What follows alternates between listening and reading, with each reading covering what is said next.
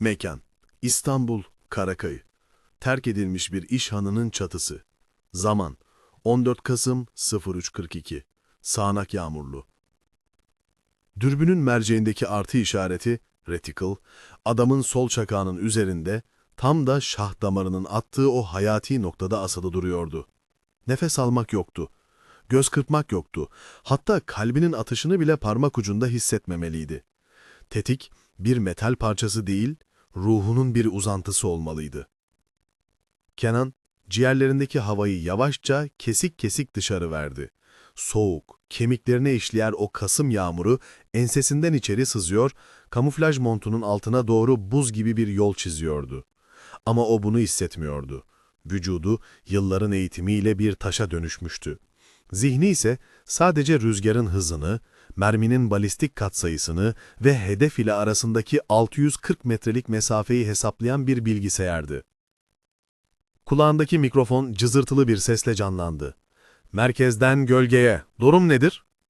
Kenan fısıldadı. Dudakları neredeyse hiç kıpırdamadı. "Gölge dinlemede. Hedef görüş alanımda. Paketi teslim etmek üzere. Beklemedeyim." "Anlaşıldı gölge. Bu kızıl protokol seviyesinde bir görevdir. Hata payı 0. Paket el değiştirdiği an satıcıyı indir. Alıcıyı takip ekibi halledecek. Tekrar ediyorum. Satıcı sağ çıkmayacak." Anlaşıldı. Aşağıda, Karaköy'ün ıslak ve karanlık sokaklarında, sokak lambalarının sarı, hastalıklı ışığı altında iki figür vardı. Biri, Kenan'ın hedefi olan Mimar Kod adlı adamdı. Uzun, siyah bir palto giymişti. Elinde metalik, gümüş renkli bir çanta vardı. Diğeri ise karanlıkta yüzü seçilmeyen, kapşonlu bir figürdü. Kenan bu anı 3 aydır bekliyordu. Mimar sadece bir takma isimdi. Gerçek adı bilinmiyordu ama uluslararası istihbarat raporlarına göre İstanbul'da gerçekleşecek büyük bir siber saldırının beyniydi. Çantada ne olduğunu Kenan bilmiyordu. Bilmesi de gerekmiyordu. O, teşkilatın temizlikçisiydi. Soru sormazdı. Sadece tetiği çeker ve dünyayı biraz daha temiz bir yer haline getirirdi. Dürbünden bakarken mimarın gergin olduğunu fark etti. Adam sürekli saatine bakıyor, etrafı kolaçan ediyordu. Kenan parmağını tetiğin boşluğunu alacak kadar sıktı. "Gölge, rüzgar yön değiştirdi. Kuzey-kuzeybatı 4 knot. Düzeltmeni yap," dedi kulaklıktaki ses.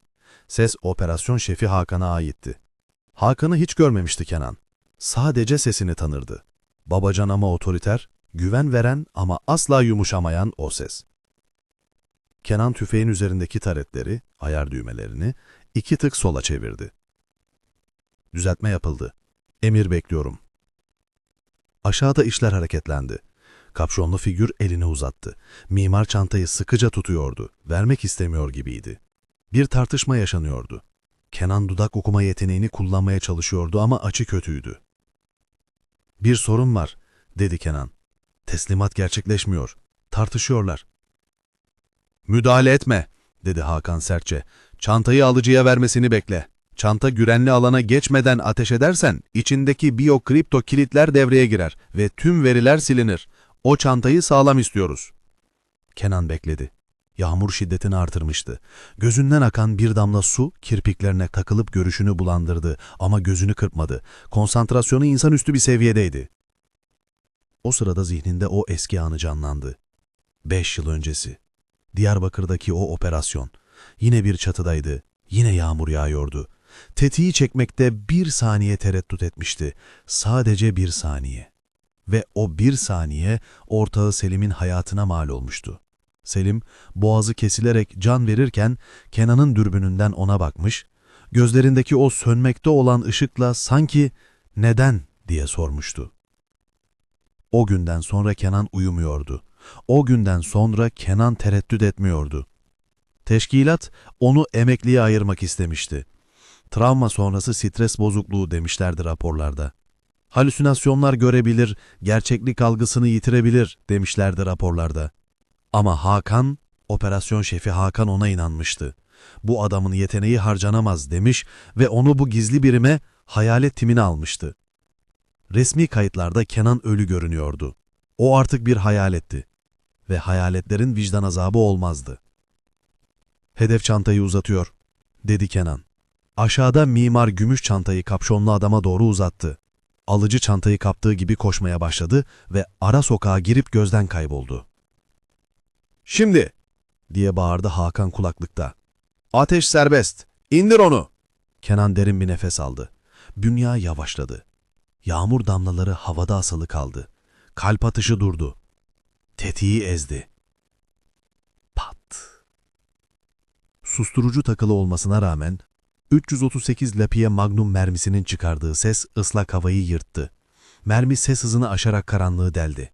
Aşağıda mimarın kafası geriye doğru savrıldı. Siyah palto yere yığıldı. Kan, kaldırım taşlarının arasındaki yağmur suyuna karışarak kızıla boyandı. Alıcı, çantayı kaptığı gibi koşmaya başladı ve ara sokağa girip gözden kayboldu. "Hedef etkisiz," dedi Kenan. Sesi buz gibiydi. Tüfeği toplamak için harekete geçti. "Mükemmel atış gölge," dedi Hakan. Sesi bu sefer rahatlamış geliyordu. "Takip ekibi alıcının peşinde. Sen derhal tahliye noktasına geç. Çatının yangın merdivenlerini kullan. Arka sokakta gri bir minibüs seni bekliyor olacak. Plaka 34 VR 0109. Anlaşıldı. Kenan tüfeği saniyeler içinde parçalara ayırıp özel çantasına yerleştirdi.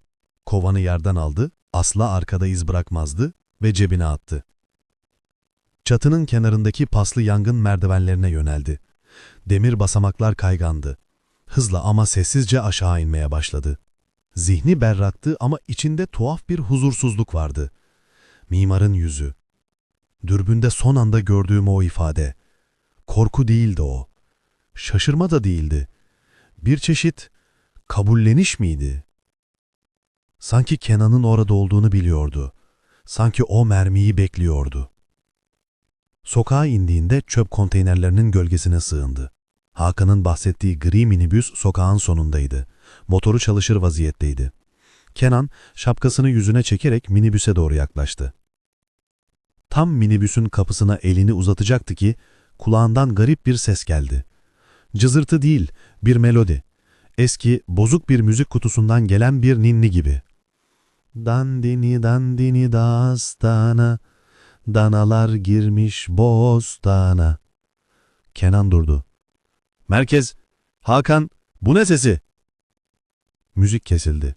Hakan'ın sesi geri geldi ama bu sefer tonu farklıydı. Daha metalik, daha soğuk. "Gölge, minibüse binme. Tekrar ediyorum, minibüse binme. Pusu var." Kenan elini kapı kolundan hızla çekti ve kendini bir arabanın arkasına attı. Aynı anda minibüsün yan camı patladı ve içeriden dışarıya doğru değil, dışarıdan içeriye doğru mermiler yağmaya başladı. Minibüs bir tuzaktı. "Hakan, neler oluyor? Takip edildin mi?" diye bağırdı Kenan silahını çekerken. "İçeride bir sızıntı var Kenan. Teşkilat seni harcadı. Mimarı susturmanı istiyorlardı çünkü o çok şey biliyordu. Şimdi de seni temizliyorlar." Kenan'ın kalbi güm güm atıyordu. Yağmurun altında elinde tabancasıyla sokağa taradı. Kimse yoktu. Minibüs delik deşik olmuştu ama ateş eden kimseyi göremiyordu. Susturuculu silahlar mı kullanıyorlardı? Keskin nişancılar mı vardı? "Nereye gideceğim?" diye sordu çaresizce. "Eski Gürenli eve," dedi ses. "Balat'taki depoya. Oraya git ve beni bekle. Her şeyi açıklayacağım. Ama hızlı ol, polis telsizlerine düştü bile. Silahlı çatışma anonsu geçiyorlar." Kenan koşmaya başladı.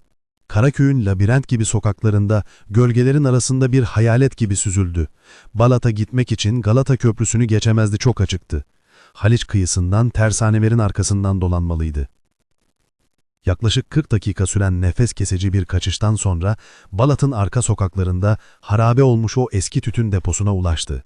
Burası Hakan ile acil durumlar için belirledikleri, teşkilatın bile bilmediği ölü noktaydı. Kapının kilidini paspasın altındaki anahtarla değil, cebinden çıkardığı maymuncukla açtı. İçerisi küf ve toz kokuyordu. Kenan içeri girip kapıyı sürgüledi.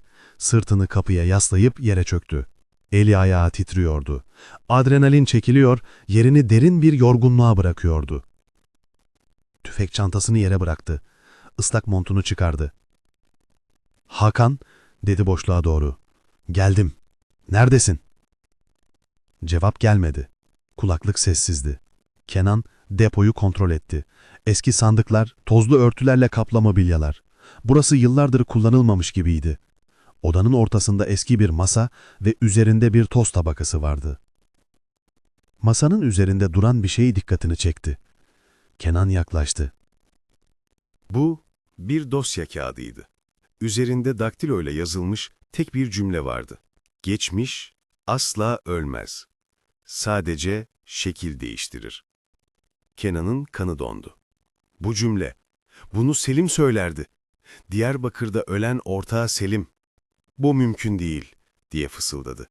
Selim öldü. Onu ben gömdüm. Tam o sırada deponun karanlık köşesinden bir ses geldi. Hakan'ın sesi değildi bu. Çok daha tanıdık, çok daha acı verici bir sesti. Gömülenler her zaman toprak altında kalmaz Kenan. Kenan silahını o yöne doğrulttu. Kimsin? Çık ortaya! Karanlığın içinden bir figür belirdi. Loş ışıkta yüzü yavaşça aydınlandı. Kenan'ın elleri titremeye başladı. Silahı tutmakta zorlanıyordu. Gördüğü şeye inanamıyordu. Karşısındaki adam mimardı. Az önce 640 metreden kafasına sıktığı adam. Kanlı, delik dişik olması gereken kafası sapasağlamdı. Siyah paltosu tertemizdi. Yüzünde ise o garip, hüzünlü gülümseme vardı. "Sen," dedi Kenan, sesi bir fısıltıdan ibaretti. "Sen öldün. Seni vurdum. Beyninin kaldırıma dağıldığını gördüm." Mimar başını iki yana salladı. "Gördüğün her şeye inanma gölge. Bazen zihin, görmek istediğini gösterir." Mimar bir adım daha yaklaştı. Kenan tetiğe asıldı ama parmağı kilitlenmiş gibiydi. Ateş edemiyordu. "Olay şu Kenan," dedi mimar, sesi yankılanarak. "Bu gece kimseyi vurmadın. O çatıda tüfeğin bile yoktu." "Yalan söylüyorsun," diye bağırdı Kenan. "Tüfeğim burada, çantamda." Ayağıyla yerdeki çantayı tekmeledi. "Aç o zaman," dedi mimar, sakince. "Çantayı aç ve bana tüfeğini göster." Kenan, gözlerini adamdan ayırmadan yavaşça yere eğildi. Tek eliyle çantanın fermuarını buldu. Cırt sesini duydu. Çantanın kapağını kaldırdı. İçeride parçalarına ayrılmış yüksek teknolojili 338 Lapua Magnum keskin nişancı tüfeği olması gerekiyordu ama yoktu.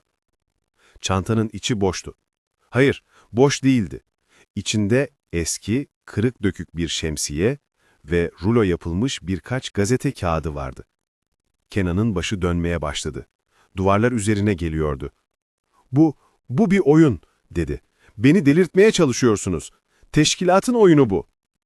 Mimar, masanın üzerindeki o kağıdı aldı. "Hangi teşkilat Kenan? Hakan diye biri hiç var olmadı.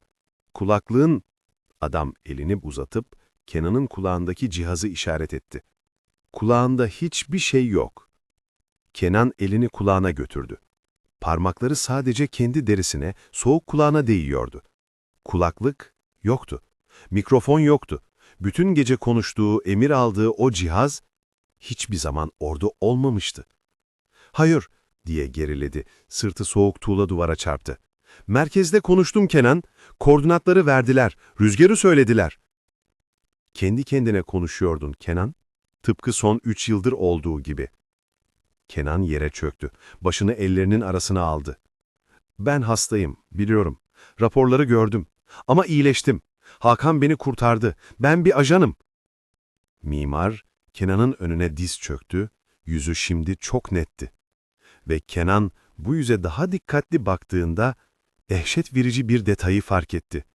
Bu adam mimar değildi. Bu adam 5 yıl önce ölen ortağı Selim de değildi.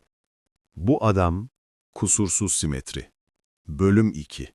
Mekan Balat. Ölü nokta olarak bilinen o eski yapı. Zaman, şimdiki zaman. Kenan'ın gözleri karşısında diz çökmüş adamın yüzünde gezindi. Zihni bu yüzü bir yerlere oturtmaya çalışıyordu. Bu yüz mimara aitti. Ama aynı zamanda çok daha tanıdık, çok daha can yakıcı birine. Adamın gözlerinde korku yoktu. Şefkat vardı ve göz pınarlarında biriken yaşlar. "Baba," dedi adam. Sesi titriyordu. "Beni tanımadın mı?" Kenan irkildi. Kelime zihnindeki o kalın, kurşun geçirmez duvarlara çarptı. Baba. Bana öyle seslenme, diye hırladı Kenan, elini belindeki hayali silahına atarak. Ama eli boşluğuna geldi. Kemerinde silah yoktu. Sadece bol gelen pantolonunu tutan eski bir ip vardı. Ben gölgeyim, sen de mimarsın, hedefimsin. Karşısındaki genç adam, mimar, yavaşça ayağa kalktı. Ellerini teslim olur gibi havaya kaldırdı ama tehditkar değil, yatıştırıcı bir tavrı vardı. "Benim adım Can, baba," dedi. Sesi kırılıyordu. "Ve evet, ben bir mimarım. Ama kod adım değil bu. Mesleğim bu. Bu bina, içinde bulunduğumuz bu harabe. Burası bizim eski evimiz. Dedemden kalan ev. Restorasyonunu ben yapıyorum. Hatırlamıyor musun?" Kenan başını iki yana salladı. Şakaklarındaki ağrı dayanılmazdı. Yalan. Kulaklıktaki ses. Hakan. O bana her şeyi anlattı. Operasyon şefi o. Genç adam, yani Can, cebinden siyah, akıllı bir telefon çıkardı. Ekranı Kenan'a çevirdi. Ekranda "Aranmıyor" yazıyordu ve bir süre sayacı işliyordu. Arama süresi 4 saat 12 dakika. "Hakan diye biri yok baba," dedi Can. Sesi kırılıyordu. "Hakan benim ikinci ismim. Can Hakan. Telefonun ceketinin cebinde. Yanlışlıkla açılmış ya da sen açtın. Saatlerdir sana ulaşmaya çalışıyorum." Kulaklığındaki o ses, merkez dediğin o ses bendim. Ama telsizden değil, ceketinin cebindeki telefonun hoparlöründen geliyordu sesim. Kenan'ın eli titreyerek ceketinin cebine gitti. Orada gerçekten de ısınmış bir telefon vardı. Çıkardı. Ekrandaki isim oğlum. Dünya ayaklarının altından kayıyordu. Ama ben seni vurdum. Karaköy'de. O gümüş çanta, biyokripto kilitler. Can, acı bir tebessümle masadaki o garip nesnelere, Kenan'ın tüfek sandığı şemsiye ve gazete kağıtlarına baktı. Sonra uzanıp yerdeki bez çantasından bir şey çıkardı. Gümüş renkli, metalik bir kutu. Karaköy'de elinde tuttuğu o çanta. "Bu bir yemek sefertası baba," dedi Can, kutuyu açarken. İçinden soğumuş bir makarna ve dökülmüş yoğurt çıktı. "Sana akşam yemeği getirmiştim. Karaköy'deki ofisime geldin sanmıştım, seni aşağıda bekliyordum. Ama sen yine o krizlerden birini geçiriyordun." Kenan'ın zihnine o anın gerçek görüntüleri bir yapbozun parçaları gibi düşmeye başladı. Gerçeklik. Sahne 1. Karaköy'de, ofis binasının karşısındaki otoparkın çatısındaydı. Yağmur yağıyordu.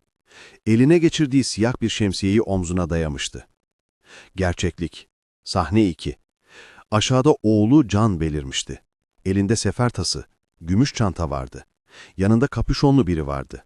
Can'ın nişanlısı Elif. Can, sefer tasını Elif'e uzatmıştı. Çünkü babasını çatıda görmüş, yukarı koşmak istemişti. Kenan dürbünden baktığını sanıyordu ama aslında sadece gözlerini kısmıştı. "Peki ya atış?" diye fısıldadı Kenan. Gözlerinden yaşlar süzülmeye başladı. "Seni vurdum. O sesi duydum. Pat! Ve sen düştün. Kan. Her yer kandı." Can, babasının yanına gelip koluna girdi. Onu nazikçe o eski, tozlu sandalyeye oturttu. "Baba, otoparkın hemen yanındaki trafo patladı. Yağmur yüzünden kısa devre yaptı. O pat sesi oydu. Ben vurulduğum için düşmedim. Patlamanın şiddetiyle irkildim, ayağım kaydı, yere düştüm. O gördüğün kırmızılık kan değildi. Otoparkın girişindeki neon tabela patlayınca sokağa kırmızı biliş ayaydı. Her şey kırmızıya boyandı." Kenan ellerine baktı. O nasırlı, yaşlı ellerine. Suikastçı eldivenleri yoktu. Sadece romatizmalı titreyen parmaklar vardı. Ben kimim Can?" Can babasının önünde diz çöktü ve ellerini tuttu. "Sen Kenan Soylusun baba. Emekli bir savaş muhabirisin. Bosna'da, Irak'ta, Afganistan'da yıllarca fotoğraf çektin. O tüfek tutuşun, yıllarca omzunda taşıdığın o devasa kele lensli fotoğraf makinelerinden kalma bir kas hafızası." Kenan'ın nefese kesildi. Savaş muhabiri. Evet, görüntüler şimdi daha netti. Diyarbakır'da ölen ortağı Selim. O bir ajan değildi, kameramandı. Bir mayın patlamasında ölmüştü.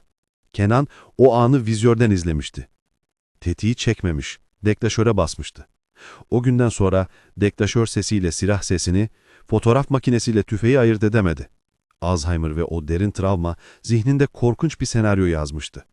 Kendini korumak için sadece gözlemleyen çaresiz bir fotoğrafçı olmak yerine olaylara müdahale edebilen güçlü bir suikastçı olduğuna inandırmıştı kendini. Çünkü bir suikastçı ölümü kontrol edebilirdi. Ama bir fotoğrafçı sadece şahit olabilirdi. Ve şahit olmak Kenan için ölmekten daha ağırdı. "Eve gelelim mi baba?" dedi Can. "Annem meraktan ölmüştür. İlaçlarını alman lazım." Kenan oğlunun yüzüne baktı. O genç, umut dolu yüze. Sonra masanın üzerindeki o kağıda baktı. Geçmiş asla ölmez, sadece şekil değiştirir. "Bu kağıt," dedi Kenan. "Bunu buraya kim koydu?" Can kağıda baktı. "Bunu sen yazmışsın baba. Buraya geldiğinde daktiloyu bulmuşsun. Eskiden her haberini bu cümleyle bitirirdin. Senin imzan gibiydi." Kenan başını salladı. Ayağa kalktı. Şemsiyeyi, o dele dürbünü, yani ölümcül tüfeği yerde bıraktı, montunu ilikledi. "Gidelim." "Çok yorgunum," dedi. Depodan çıktılar. Yağmur dinmişti. Balat'ın sokakları sessizdi. Can, babasının koluna girmiş onu arabasına doğru götürüyordu. Gri bir sedan. Arabaya görünce Kenan duraksadı.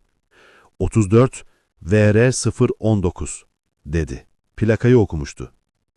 "Evet baba, benim arabam," dedi Can gülümseyerek. Kapıyı açtı. Kenan arabaya bindi, emniyet kemerini taktı, Can şoför koltuğuna geçti, motoru çalıştırdı. Radyoda hafif bir müzik çalıyordu. Dandini dandini dastana. Kenan gülümsedi. "Bu ninniyi severdim küçükken." "Evet," dedi Can. Arabayı hareket ettirdi. Sokak lambalarının ışığı altında ilerlerken Kenan dikiz aynasına baktı. Aynada kendi yüzünü gördü. Yaşlı, kırışık, yorgun bir yüz. Ama sonra araba bir tünele girdiğinde camdaki yansıması değişti. Orada, camın aksinde 30'lu yaşlarında, keskin bakışlı, kamuflajlı giymiş Kenan ona bakıyordu. Yansıması göz kırptı ve parmağını dudaklarına götürüp sus işareti yaptı. Kenan'ın içi ürperdi. Gözlerini kaçırdı.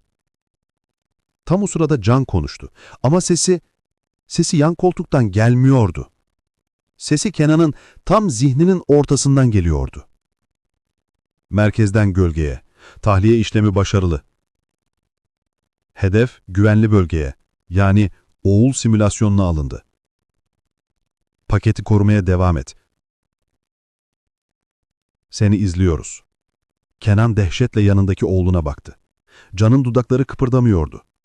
O sadece yola bakıyor, ıslıkla ninniye eşlik ediyordu. Ama ses devam etti. O metalik, otoriter Hakan'ın sesi. "İlaçlarını almayı sakın aksatma gölge. O haplar senin normal kalmanı sağlıyor. Gerçeği hatırlarsan görevi tamamlayamazsın. Unutma. Sen bir hasta değilsin. Sen derin bir uyku halindeki en iyi ajanımızsın. Ve en iyi saklanma yeri deliliktir." Kenan elini cebine götürdü. Orada oğlunun verdiği telefonun yanında sert bir cisim hissetti. Çıkardı. Bu bir şemsiye değildi. Bu bir ilaç kutusu da değildi. Elinin avucunda, parmaklarının arasında ağır, soğuk, 9 milimetrelik gerçek bir mermi kovanı sunuyordu. Ve kovanın üzerinde taze barut kokulu bir is vardı. Kenan başını çevirip arka koltuğa baktı. Arka koltukta Can'ın sefer tası dediği o gümüş kutu duruyordu. Kapağı hafifçe aralıktı. İçinde makarna yoktu. İçinde mavi ışıklar saçan karmaşık bir elektronik düzenek ve geri sayan bir sayaç vardı. Can babasına döndü ve gülümsedi. Ama bu gülümseme az önceki şefkatli oğul gülümsemesi değildi. Bu mimarın o soğuk, bilen gülümsemesiydi. "Babacım, neden terliyorsun? İlaç sağacın geldi sanırım." Kenan mermi kovanını avcunda sıktı. O kadar sık sıktı ki metal derisini kesti. Acı gerçekti. Savaş muhabiri miydim? Yoksa savaş muhabiri olduğuna inandırılmış, zihni yıkanmış bir suikastçı mı? Hangi hikaye yalandı?